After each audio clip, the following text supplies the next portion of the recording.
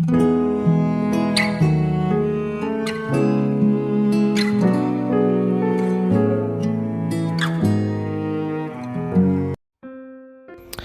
saudara yang kasih Tuhan Yesus, selamat pagi dan salam sejahtera bagi saudara semuanya.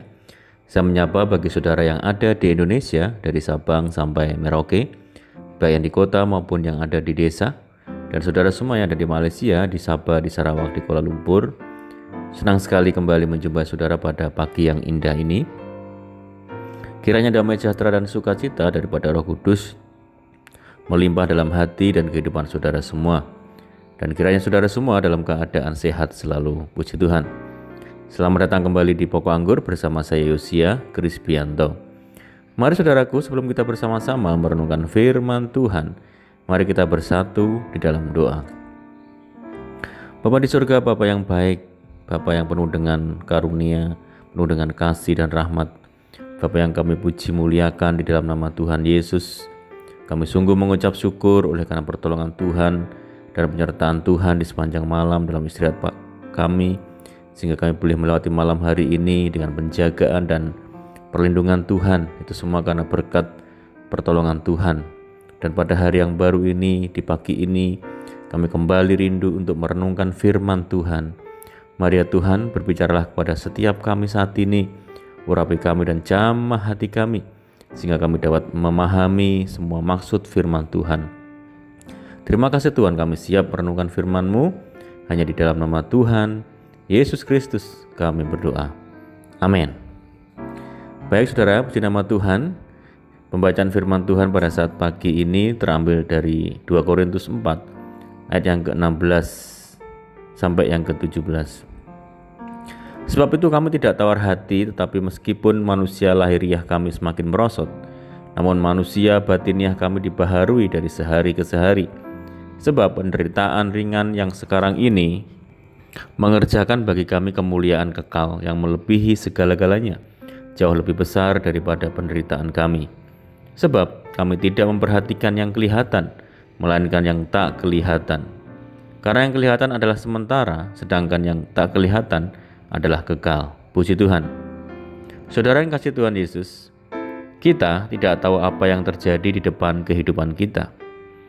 Apakah hidup itu akan lebih baik dibanding dengan hidup sekarang ini atau justru sebaliknya? Tidak ada satupun yang bisa memastikannya.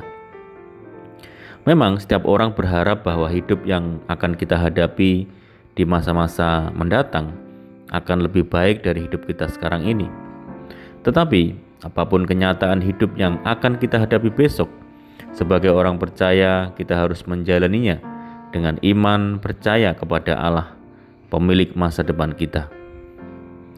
Sebenarnya susah tidaknya hidup kita tidak ditentukan oleh kondisi dan situasi di sekitar kita, saudara. Bisa saja kondisi seseorang baik-baik saja, tetapi jikalau ia tidak bisa menyikapinya secara baik, maka bisa membuat hidupnya tidak baik. Dan sebaliknya, bisa saja kondisi seseorang sangat tidak baik, tetapi kalau ia menyikapinya secara baik, maka akan membuat hidupnya baik-baik saja. Lalu bagaimana menyikapi setiap kondisi agar hidup kita baik-baik saja, saudara?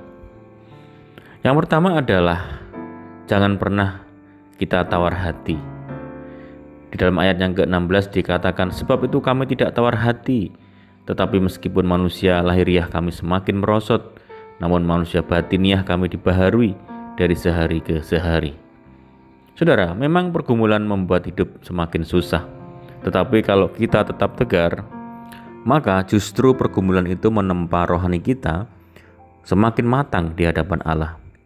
Jadi jangan pernah menyalahkan kondisi saudara yang tidak baik saat ini, tetapi sikapilah setiap kondisi dengan pemikiran bahwa lewat itu semua akan membentuk kehidupan batiniah kita semakin indah di hadapan Allah.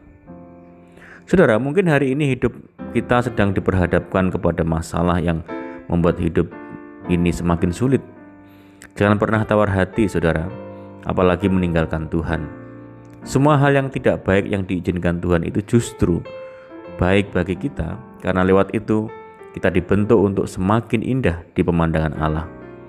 Ingatlah, semuanya itu justru harus ada agar rohani kita semakin matang di hadapan Tuhan. Jangan pernah menyesali keadaan, karena Tuhan ingin hidup kita lebih indah di hadapannya lewat setiap keadaan kita. Yang kedua adalah jangan pernah berputus asa, saudara. Di dalam pasal 5 ayat yang ke-6 dikatakan, maka oleh karena itu hati kami senantiasa tabah, meskipun kami sadar bahwa selama kami mendiami tubuh ini, kami masih jauh dari Tuhan. Saudara, tidak bisa dipungkiri, pergumulan yang ada di menekan kita bukan saja secara fisik, tetapi juga jiwa kita. Tetapi ingatlah, dibutuhkan ketabahan dan keteguhan iman agar kita tidak dipengaruhi oleh kondisi kita, tetapi justru sebaliknya mempengaruhi kondisi kita untuk menjadi lebih baik. Jadi, jangan pernah menyerah dalam menghadapi pergumulan yang ada, karena Tuhan menghendaki kesetiaan kita. Saudaraku, salah satu dorongan yang bisa kita manfaatkan agar tetap tabah, teguh, dan tidak menyerah adalah orang-orang di sekitar kita. Mereka adalah kekuatan kita untuk tetap tegar, melangkah walaupun semakin sulit keadaannya. Itulah sebabnya, jangan sampai kita menyendiri jauh dari orang-orang yang kita kasihi, karena mereka juga adalah sumber kekuatan kita. Yang ketiga adalah jangan pernah hilang harapan, saudara. Di dalam pasal 5 ayat 1 dikatakan, karena kami tahu bahwa jika kemah tempat kediaman kita dibongkar, Allah telah menyediakan suatu tempat kediaman di surga bagi kita, suatu tempat kediaman yang kekal yang tidak dibuat oleh tangan manusia. Saudaraku, seberat apapun pergumulan yang kita hadapi, tidak akan pernah bisa menghancurkan pengharapan kita, kecuali kita sendiri yang menghancurkannya. Hal itu bisa apabila kita mulai ragu dengan apa yang Tuhan janjikan di dalam hidup kita. Jadi saudara, jangan pernah bimbang sedikit pun atas segala janji Tuhan. Walaupun kondisi semakin membuat kita tidak punya alasan untuk tetap berharap, ingatlah, Allah yang menjanjikannya adalah setia. Oleh karena itu saudaraku, apapun kondisi yang harus kita hadapi di depan kehidupan kita, jangan pernah mau dipengaruhi olehnya. Dan hal itu hanya bisa apabila kita menghadapi setiap kondisi dengan tidak tawar hati, tidak putus asa, dan tidak kehilangan pengharapan dalam Kristus. Sikap itulah yang membuat kita memiliki kepastian di tengah-tengah ketidakpastian di dunia ini. Amin, puji Tuhan. Mari kita berdoa. Bapa di surga, Bapa di dalam nama Tuhan Yesus, terima kasih, bersyukur buat firman-Mu saat ini. Ajar kami Tuhan untuk tidak tawar hati, putus asa, dan kehilangan harapan dalam hidup ini. Teguhkan iman kami untuk selalu mempercayai janji Tuhan dan memiliki hati yang melekat kepada Tuhan, sehingga kami senantiasa mampu menemukan kepastian di tengah ketidakpastian dunia ini. Terima kasih ya Tuhan. Dan saat pagi ini kami menyerahkan segenap hidup kami. Tuntun kami dan bimbing kami Roh Kudus, sehingga kami mampu berjalan di dalam jalan-jalan Tuhan. Sertai kami dimanapun kami berada, berkati rumah tangga kami, keluarga kami, pekerjaan kami, usaha kami, pendidikan kami. Pimpin kami ya Tuhan, sehingga kami terhindar dari segala malapetaka. Biarlah kehendak-Mu yang jadi atas hidup kami. Berikan kami hati yang damai, yang tenang, dan dipenuhi dengan sukacita melimpah. Kami serahkan hidup kami hari ini ke dalam tangan Tuhan, Tuhan yang turut bekerja bagi kami. Kami berdoa bagi setiap saudara kami yang terbaring sakit, Tuhan sembuhkan. Jamah di dalam nama Tuhan Yesus. Yang menderita, Tuhan beri kekuatan, yang berputus asa, Tuhan berikan jalan keluar.